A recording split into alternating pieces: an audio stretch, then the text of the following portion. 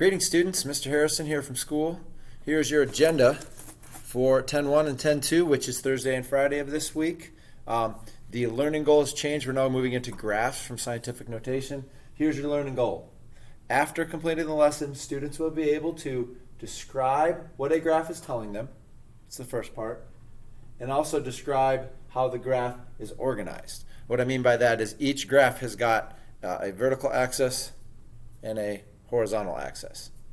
Horizontal, vertical, and you need to tell me what is placed on each axis typically within what part of an experiment is typically on each axis, and also what each of those axes are. So that's what I mean by how the graph is organized.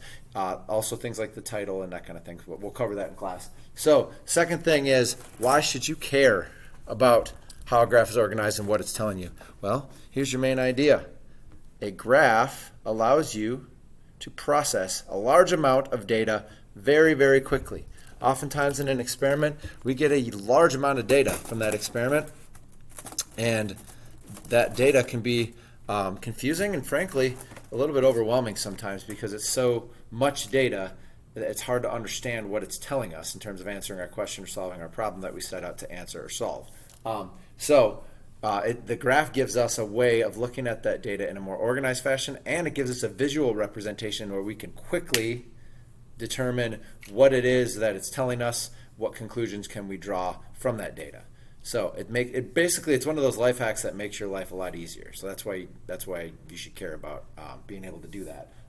So that's your destination. Here's your turn-by-turn directions. We're going to start. You're watching the video. We'll do the bell work. Then we're going to do the graphs and graphing slideshow, which includes exit questions. These may be graded, so just complete them like they're going to be graded. We may insert a shoulder partner summary right up in here, depending on time, how quickly we're going. Then we're going to do the interpreting graphs practice, which is an assignment that will be graded. And then if we have time, we'll do another shoulder partner summary at the end.